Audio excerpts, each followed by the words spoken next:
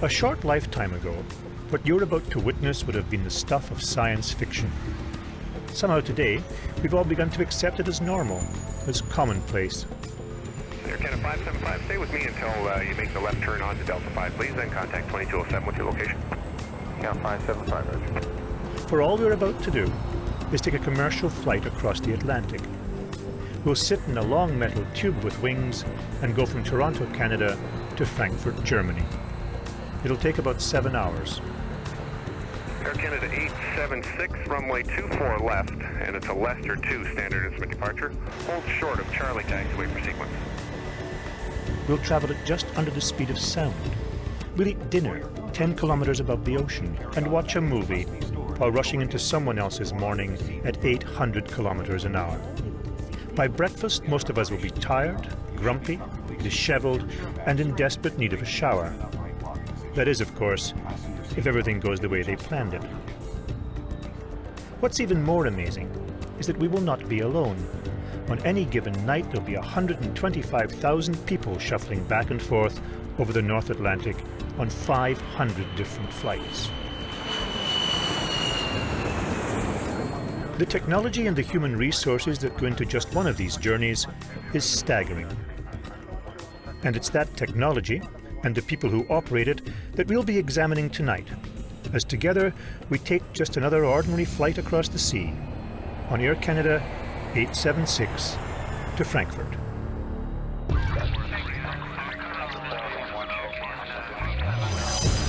Air Canada 876, call 219 now, tell them you're approaching Delta Victor. The North Atlantic is important to us. It's over $1 billion business per year for us.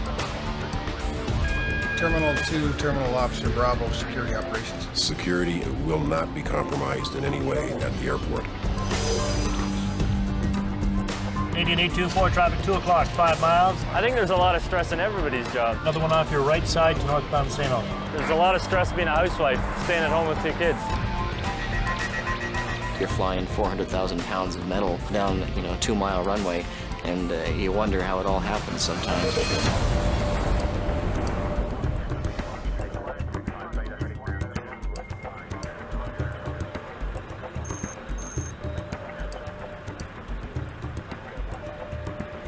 Over the last 24 hours, this Boeing 767 has been airborne for almost 15, and it's about to go again for another 7, flying from Toronto to Frankfurt. This, say the mechanics, is normal. It is not only a workhorse, it is a technological wonder. And to those who know about these things, this plane is one of the great aviation icons of our time. Just look at it for a minute. Its wings are a blend of alloys and various metals that span 47 meters across. It's 55 meters long and its tail stands taller than a 5-story building. Fully loaded, it weighs 175,000 kilograms. It can fly non-stop for more than 12 hours and provide relative comfort, hot meals and fresh coffee for 200 people. And you can pick one up for a little over $120 million.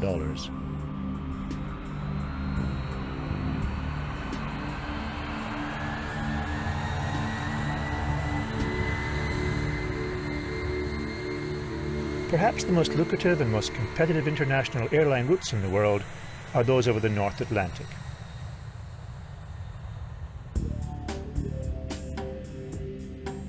On any given Sunday, there'll be 1,000 flights buzzing back and forth. Air Canada has 3 trips a day between Toronto and Frankfurt. Flight 876 will be one of them, carrying the 200 of us who've placed our lives and our luggage in the hands of this anonymous network of people and technology that we'll never see, but who are already working furiously on our behalf. 2899. Altitude 502, get radio standby. Frequency of primary is 5616, secondary 2899, and also be advised. Not only will we not meet the people on the ground, chances are we'll never even see the 2 people who are flying us between the continents. We'll probably never meet Captain Jim Guild or know why he chose to become a pilot. I started my interest in aircraft probably at 5 or 6 or 7 years of age, very early. When I was finished school, I was fortunate in that I had an opportunity to enter into the military and fulfill that dream of flying aircraft. Had I not done that, I'm not really sure what I would have done. Flying beside Guile tonight will be First Officer Chris Granley, who, it appears, had little choice when it came to professions. It's almost hereditary in my family. My father flies, most of my brothers and sisters fly, aunts and uncles fly. Everybody flies and has been for quite some time. It's almost, sacrilegious not to be a pilot in my family. This is somewhere most of us will never visit, the briefing room where the pilots gather to review their various flight plans. After all, if you're flying just one of the 500 aircraft sandwiched together on a complicated multi-lane highway 34,000 feet in the air, it makes sense to have a plan.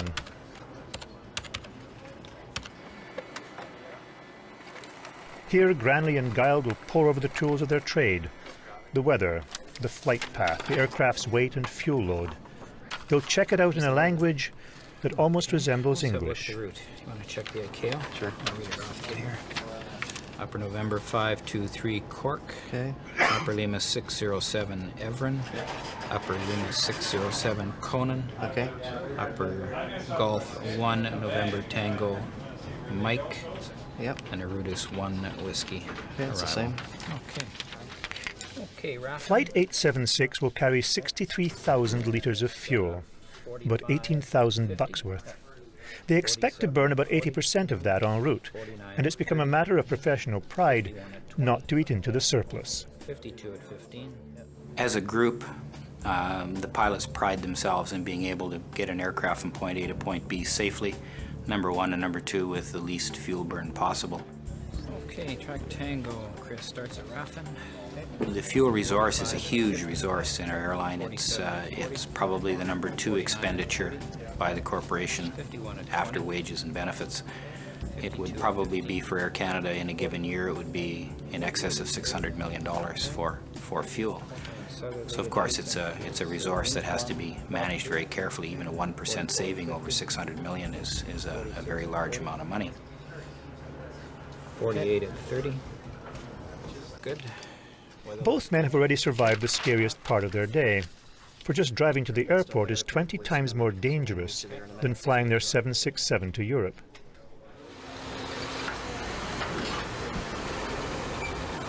All they have to do now is deliver the multi-million-dollar aircraft, its passengers and cargo, safely across 4,000 kilometers of the North Atlantic in the dark, and try not to worry too much about the responsibility. There's a great deal at stake, both financially and emotionally and everything else that goes with it. But when you take it, the whole big picture in and think about everything that's gone into, and not just the airplane, but that particular flight and all the people and what they've got invested in it and their families and everything, you just couldn't do the job, I don't think, if you just looked at it that way every time. The role of the captain is to ensure that the flight is conducted in a safe manner. That's the primary role. As far as the other groups of individuals that are behind the scenes working, as a captain or as a pilot on the aircraft, you must have faith that other people are doing their job as they are supposed to be doing it. As Granley and Guile move to fly across the Atlantic, they and we are following in the airborne footsteps of legend. A legend that came to life one night in May 1927. For on that night, there was only one lone beacon of light puncturing the darkness between North America and Europe. The British aviators, Alcock and Brown, had made the first two-man trip across the ocean in 1919. But it was on the 27th of May 1927 that the world held its breath as 25-year-old Charles Lindbergh made the first solo transatlantic flight. The flight captured our collective imagination and ushered in the real age of commercial aviation. For after Lindbergh, it seemed that the skies belonged to everyone, and everything was possible.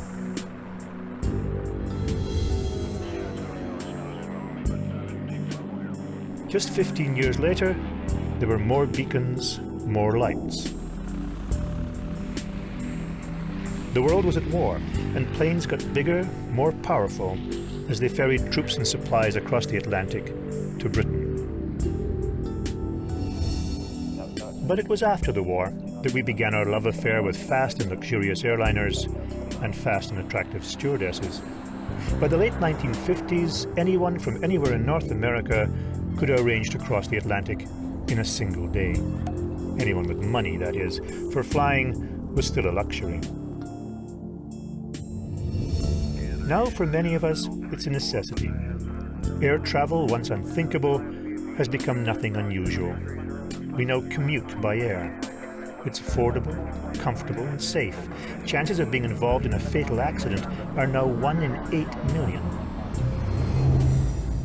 But as passengers, we still don't have any real idea of that complicated network that makes it all work. And if everything goes according to plan, that network is just about to go into action to launch Flight 876.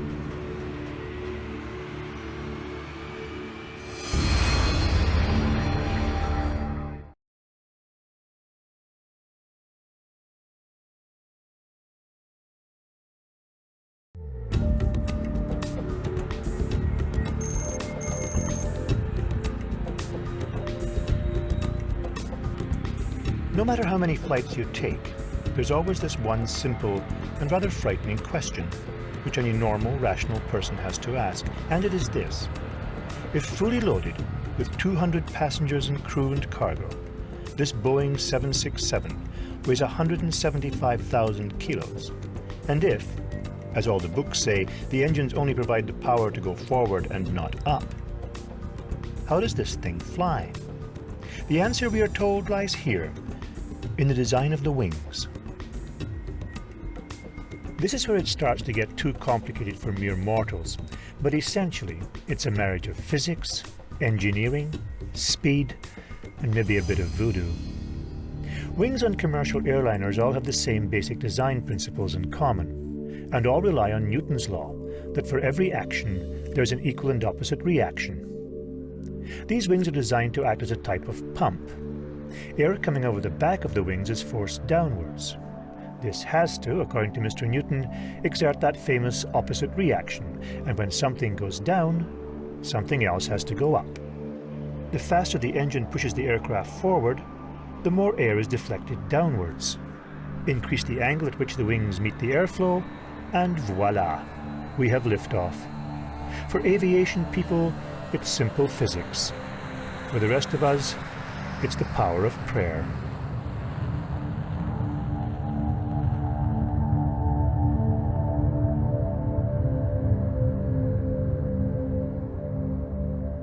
Once we're in the air, hydraulics are used to manipulate various control surfaces which disrupt the airflow and change the flight's direction. The elevators on the tail control the pitch angle.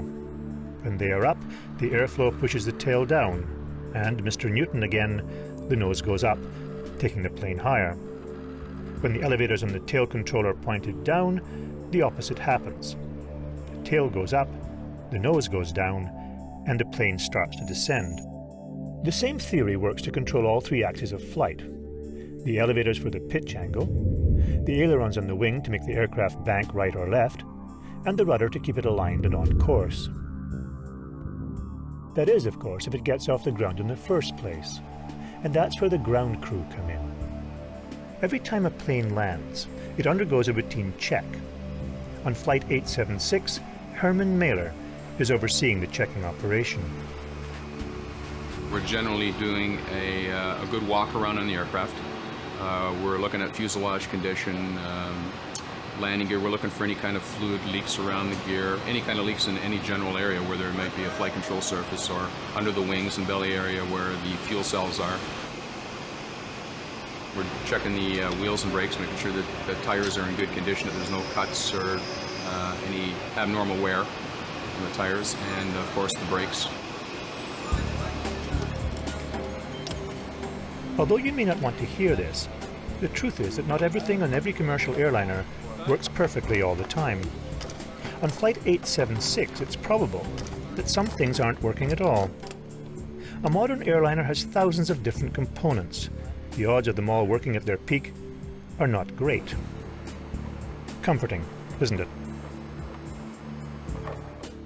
The 767, like all other aircraft, has a minimum equipment list, or MEL, which gets checked off before the plane can leave the ground. It also keeps track of maintenance schedules and when various parts should be replaced. And as long as any plane meets the minimum equipment list requirement, it can fly. Don't forget, almost every component has a working backup, so it's not as bad as it sounds. An item like an electrical generator on an engine, we can fly it with one generator out, because the other engine has a generator, and we also have a generator on the APU. Is an A classified as an A deviation, which is a 3-day leave. It has to be rectified within the 3-day period. If we find during the service check a major hydraulic leak, we have to address the aircraft. We absolutely have to do something about it. We put an estimate on the aircraft and we fix the snag.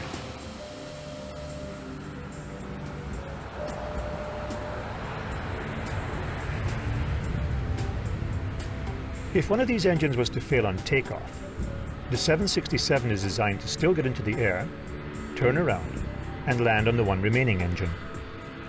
Our major hope now is that they won't have to do that, and both engines, each with 50,000 pounds of thrust, are ready to take Flight 876 to Frankfurt.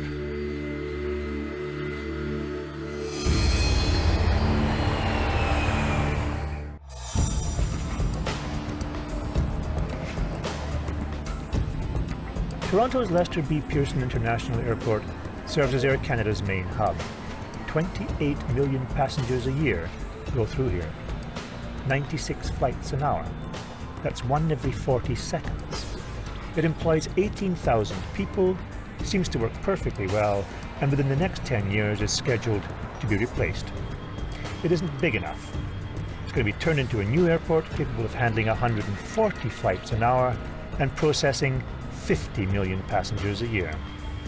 This in a country of only 30 million people. Air Canada now has about 500 flights a day coming in and out of Pearson. Juggling available aircraft and delivering them to their destinations is the domain of another group of people we'll never see, the flight dispatchers. It's their job to know everything they can about each individual flight, right down to the number of people with connections. Dan Meekin is the flight dispatcher for Flight 876. This particular flight is what we call a TMM, or Total Mission Management flight. We're trying to get the flight to Frankfurt on time. We have on 876 today 75 passengers that we want to get in there as quickly as we can so they can get on their subsequent flights and go to wherever they want to go. Meekin has some pretty sophisticated software at his fingertips. It takes everything into account: the winds, the type of aircraft, the traffic, the cost, the fuel consumption across the various North Atlantic tracks, known as NAT tracks. His job is to put all that together and then come up with the most cost-efficient way to get us to Frankfurt. What I put in has come up with a number of analyses for all the NAT tracks that are operational eastbound tonight, plus the minimum cost time, minimum time track, and minimum fuel time. I'm going to compare the minimum time track and see where it goes in relationship to the NAT tracks. In this particular case, we have most of the tracks fairly far south to pick up the west to east jets. So the idea being, if you pick up one of those tracks, you should get to Europe fairly quickly. I'll file him with a particular track. We'll have a look at the analysis and find out which one that's going to be. In about an hour or so, Gander ATC is going to tell them exactly what they're going to be able to give them. It's fairly complicated. And of course, you're trying to get everything done as quickly as you can.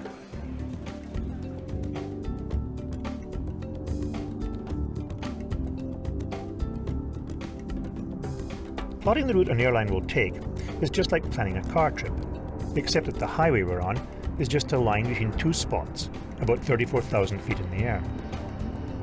These airways are structured between radio navigation aids known as VORs. Think of them as lighthouses which send out two separate signals. The aircraft's navigation radio measures the time difference between the signals to make sure it's online. If an aircraft simply follows a straight line from one VOR to another, it can remain on an established airway all the way to its destination. If the flight plan calls for them to get off the airway, they can also navigate between established waypoints. These are mapped latitude and longitude points identified where two radials from two separate VORs intersect. In effect, these various radio signals create a huge highway system in the air, invisible to us, but crucial to all air travel. Every country Flight 876 passes over maintains and operates its own navigational network, and passes the cost of that back to the airlines. Probably the highest cost we have right now, other than possibly fuel, are overfly charges. Over the United Kingdom is expensive. If we can get to Europe, in this case Frankfurt, by avoiding the United Kingdom, it would be great. We wouldn't have to pay the rather high overfly charges. Fortunately, it's kind of hard to get from the North Atlantic to Germany or France without going somewhere near the United Kingdom. Everything about the airline business, it seems, comes back to the dollar, or in this case, the pound. Interestingly enough, the flight plan Dan Meekin finally settled on for 876 was not the computer's first choice. His new plan will mean moving faster and burning more fuel. It'll actually cost more, but it makes sense to Meekin.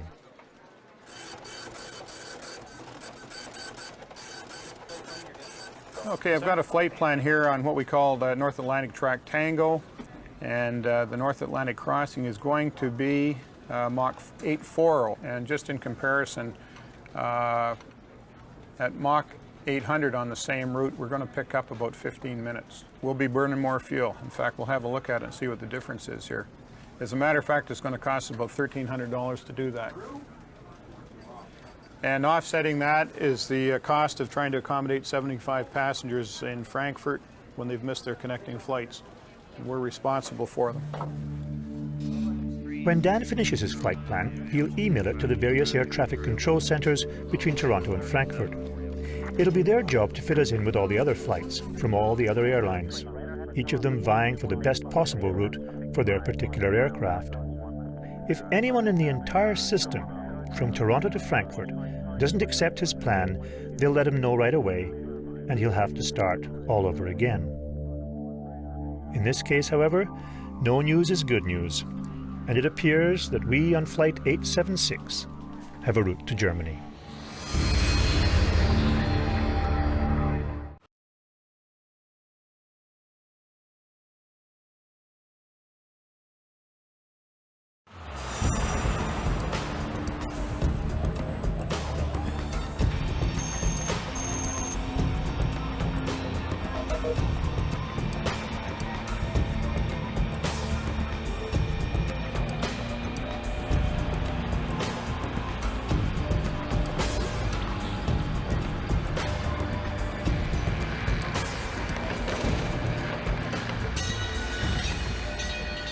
Just 20 years ago, the idea that a twin-engine aircraft could be used to cross the Atlantic had senior pilots and safety experts in an uproar. They claimed the whole notion was absurd and dangerous. What if one engine failed? The Federal Aviation Authority had safety regulations in place since the 1950s, limiting the range of twin-engine craft by insisting they had to follow a route that kept them within 1 hour of land should they have to fly on only one engine. But in 1981, as the technology advanced, there was a push in the States to deregulate the airline industry and open the whole business up to more competition. Airlines lobbied the FAA to change the rules for twin-engine planes, asking them to extend the range between landing strips. The FAA brought in a new set of regulations known in the trade as ETOPS, Extended Twin Engine Operations. The ETOPS let twin-engine planes fly routes which would now leave them 2 hours away from the closest airport on one engine, in effect letting them fly the North Atlantic.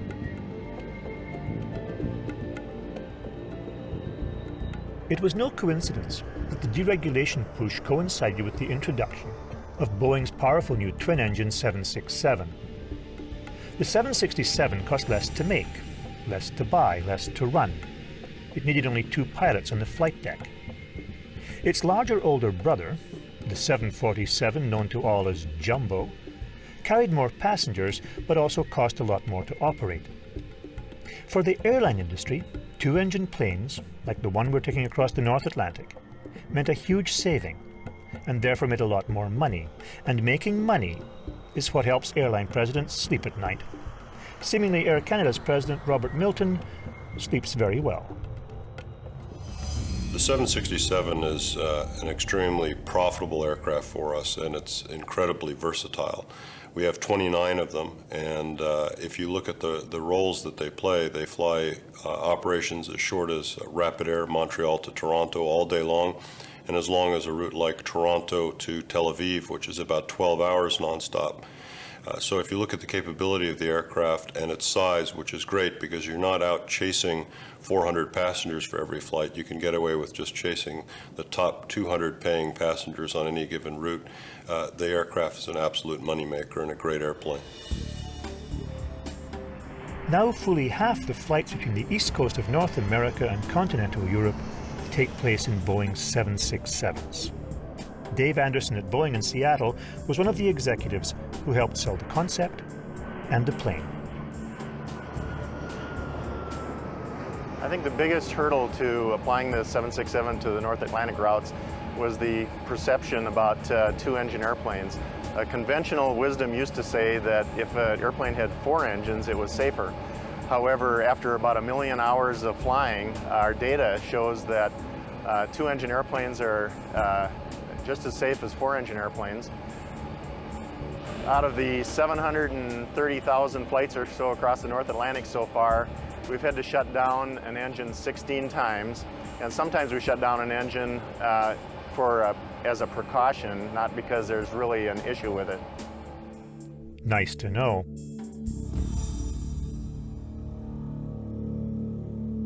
In fact, mechanical failure in aircraft is extremely rare.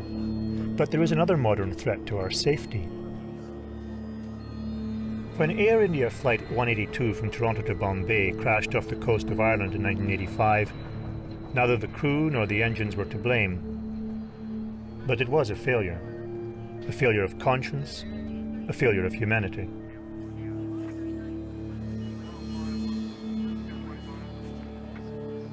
As it was 3 years later when large pieces of Pan Am Flight 103 smashed into the small town of Lockerbie in Scotland, killing 11 people on the ground. All 259 passengers and crew also perished. A small timing device led investigators to an international terrorist ring, but justice has not been swift. In fact, only 4 people worldwide have ever been convicted of bombing an aircraft.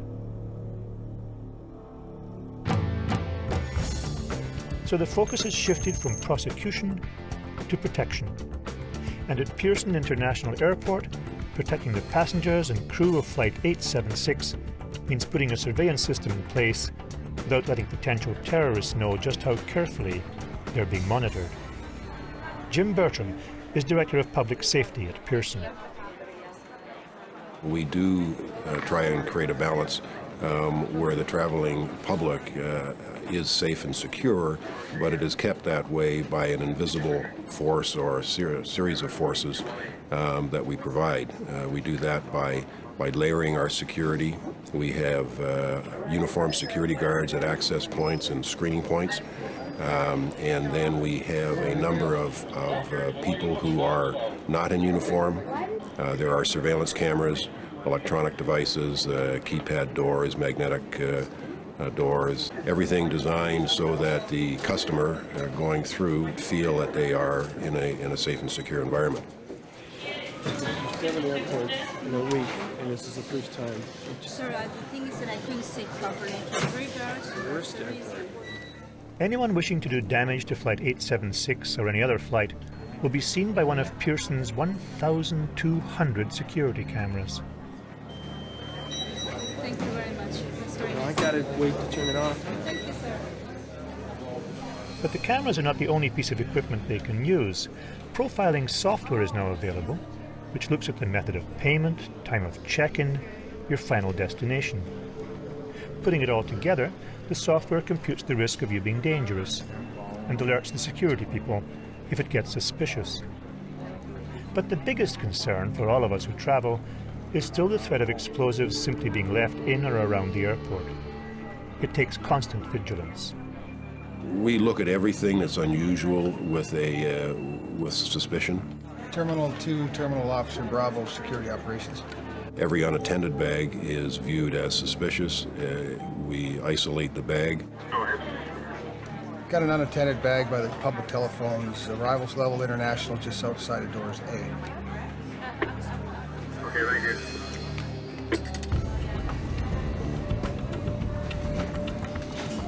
We have our own canine unit that is specially trained for explosive detection. They're called in, the police are called in.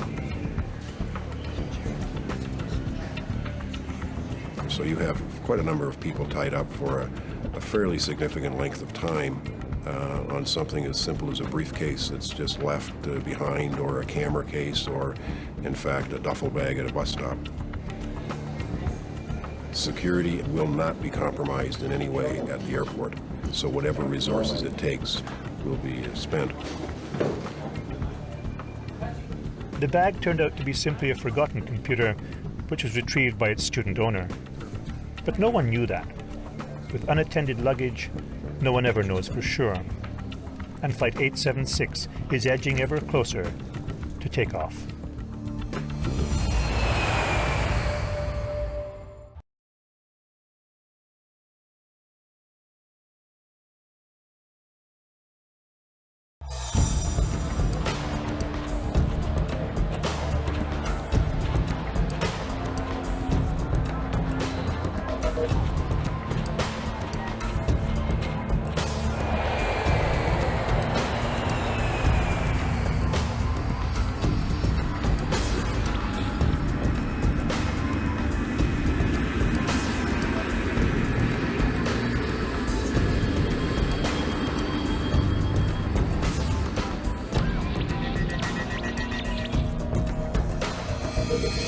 At one time, captains and first officers were paired together as a team, but now computers create their schedules based on seniority.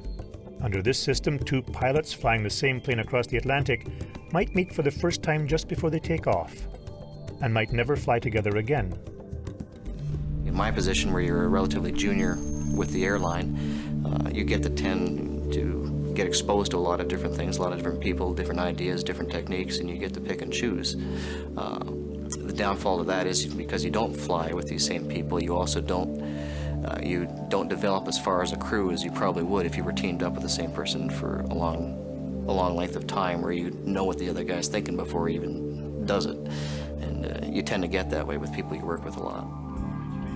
This cockpit, this mass of dials and numbers and instruments, will be home to Jim Guild and Chris Granley for the next 7 hours. The instrumentation on a 767 is a blend of analog and digital. This was the first generation of what became known as the glass cockpits, where video screens replaced dials. The glass cockpit aircraft can land in much lower weather conditions, therefore the airline experience is a much better operation. You can get your passengers to the destination with a glass aircraft where an older vintage aircraft would not be able to land under those weather conditions. In the middle of the instrument panels, easily seen by both pilots, are the engine indication and crew alerting systems, the ECAS. This electronic display monitors more than 400 different items concerned with the engines and their subsystems, but it's up to the pilots to check over the standalone traditional instruments like the altimeter, the airspeed indicator, and the vertical speed indicators. Above the instrument panel is the interface for the autopilot. Pilots can now program the climb and descent rate and change any heading and altitude corrections they get from air traffic control. In fact, they can program the entire flight, which makes you wonder why we need them at all. The new technologies do not take so much away from a pilot's skills, but they move them in other directions. You become much more of a system operator at times than you do an actual hands-on, I'm holding on the airplane and flying right now. You are always flying, whether it's you making an input to the computer or you actually pulling some strings that move a servo in the back of the aircraft. It's the same thing, it's just a matter of how that signal gets to where it needs to be in the end. The central console, between the pilots, houses the brain of the 767. The flight management system is the main interface between the aircraft and the flight crew. Load the flight plan into it, and it starts to check with all the other onboard computers to find the best way to carry out the plan. As the flight progresses, it's the Flight Management System, the FMS, which will give Granley and Guiled a steady flow of information on how they're doing, how much fuel they're burning, what their arrival time will be, and if they're still on budget. A bit like having the company accountant right with you in the cockpit. Air Canada 876, good afternoon. ATIS is Oscar. Check your gate 105. Air Canada Flight 876 is now in the final stages before leaving for Frankfurt. In Toronto, the job now is to make sure that we get airborne on schedule and are kept a safe distance from every other plane in the sky. To Frankfurt. KLM 692, contact tower now, 11835. 1835, KLM 692, good night. Controllers in the tower are responsible for instructing aircraft on the ground and giving takeoff and landing clearances, but once a plane actually gets into the air, the responsibility shifts to what's called an area control center. Canada 464, identified on departure, maintain 5,000. 5,000, Within a radius of 30 miles, terminal controllers handle both arrivals and departures, making sure there's 3 miles of empty space between aircraft. Their job will end when the aircraft reaches 23,000 feet. It then becomes the responsibility of a high-level controller, who'll merge our flight among the aircraft already in the air and established in their own particular airways. Canadian 824, turn left heading 080, higher at 5 miles. A departure controller, working the terminal airspace, will be responsible for up to 10 different aircraft at a time. Each of his colleagues, handling either takeoffs or landings, will have about the same. They have to allow 1,000 feet of free airspace between the planes that are leaving and those arriving. And in Toronto, don't forget, they're coming and going every 40 seconds. Arnie Young is a departure controller. We normally climb them if he's a jet to 7,000 feet. And the reason we climb him to 7 is to restrict him below the arrivals that are all descending to 8. So he's climbing to 7, arrival aircraft descend to 8,000 feet.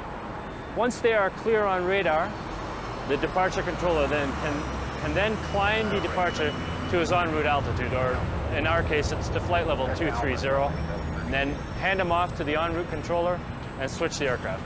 And it's that simple as far as departures are concerned. Nice to know it's simple. Of all the jobs in air traffic control, this is considered the most demanding, the most stressful. Luckily, Arnie hasn't quite grasped that. Martiner 812, you're by everybody. Climb now, flight level 230. Everybody says to you, oh, air traffic control, there's a lot of stress in that job. I think there's a lot of stress in everybody's job. There's a lot of stress being a housewife, staying at home with 2 kids. Beaver 92 heavy, identified, turn left heading 150, maintain 7,000. It's busy all the time, but we, as controllers, we thrive on it being busy. We like to work a lot of traffic. Beaver 92 heavy, Toronto Center now 124.902. If 2 aircraft come within close proximity of each other, or if there's really bad thunderstorms, that can be stressful in our part of the job, but there isn't continual stress in that job. You wouldn't be able to do it for a long time. By the time Flight 876 lands in Frankfurt, we'll have passed through at least 24 different traffic controllers in North America and Europe. We've already consumed the talents and skills of perhaps 100 individuals we haven't seen, from maintenance and security through planning and flow control. But now at last, it all comes down to this. We are finally ready for takeoff.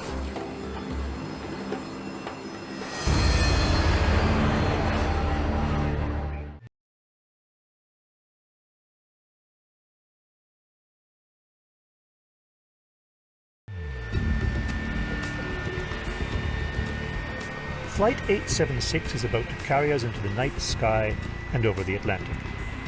Just another one of those 50,000 commercial flights that take off and land around the world every day. It happens so often that we're inclined to forget the simple wonder of it. A man-made machine a miracle of modern technology about to launch itself and its human cargo into the heavens. Air Canada 876, exactly. Air Canada 876, runway 24 left, taxi via Delta, altimeter 3026. Ladies and gentlemen, we should be departing very shortly. Would the flight attendants please take their positions for takeoff? Thank you. As you are cleared to position on the runway, you're thinking about an emergency procedure that you may have to carry out, so you're making sure that you've got everything straight in your mind about that.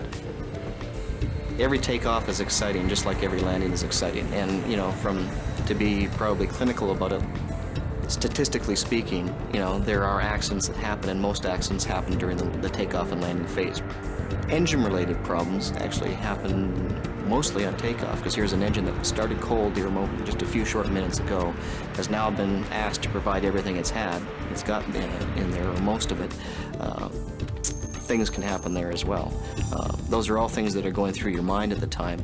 You're advised, ADI and HSI. Checked and checked as well. Packs are auto. Transponder lights to go. There we go, 155, 159, 164. Runway heading to 1,000, left turn 235, maintain 5, noise abatement 1. Roger. Quite often the actual clearance for takeoff is relatively rushed because there's somebody on relatively short final, so you might often do a rolling takeoff and finishing the checklist items officer take the runway. Air Canada 876, Toronto Tower, clear for takeoff, runway 24 left. Takeoff 24 left, Air Canada 876. 3000. TARA. Lights are on before takeoff check is complete. EDR. You are beginning to advance the thrust levers to get power on the engines.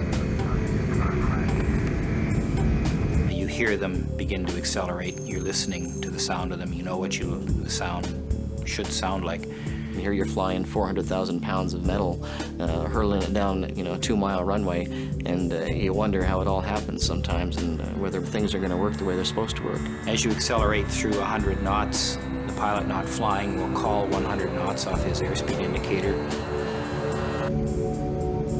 At 100 knots, when you start to think about maybe I shouldn't be continuing this takeoff.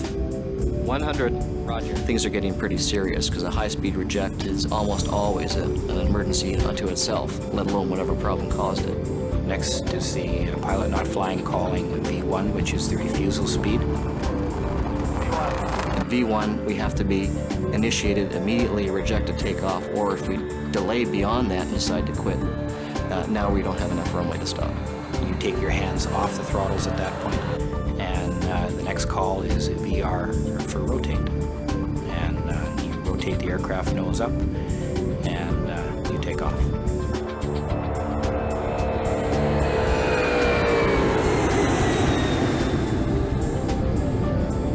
Positive rate, gear up. Heading select. 235, sorry. 235 now. Air Canada 876, clear to 5, departure 28. 5,000, 88, Air Canada 876. It's just amazing every time you get in the air, and especially how well the aircraft performs, considering how heavy it is, but the engines put out a huge amount of thrust, but you still have to wonder about it every time it happens. Departure, Air Canada 876 Heavy with you through 2,400 for 5,000 off left side. Air Canada's 876, radar identified on departure, maintain 5,000. Maintain 5,000, Air Canada 876.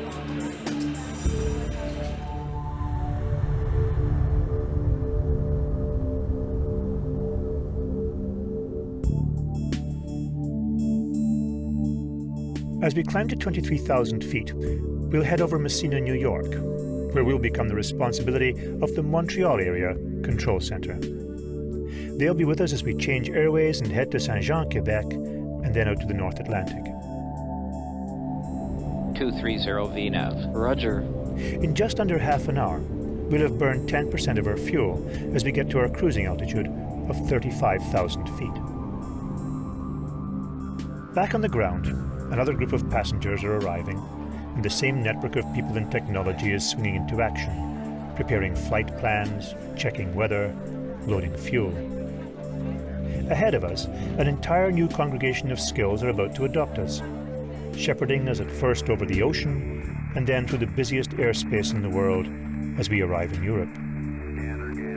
In Newfoundland, in Ireland, in Britain and Germany, air traffic controllers know we're on our way. We've already become part of their daily workload, a speck of humanity on a radar screen.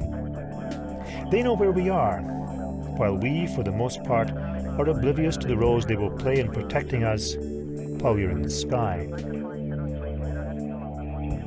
Later, as the night seeps in, we'll try to sleep. But for the moment, we are with Charles Lindbergh, rising to leave the new world for the old, rising into the dark. It'll be 7 hours to Frankfurt. Flight 876 is airborne.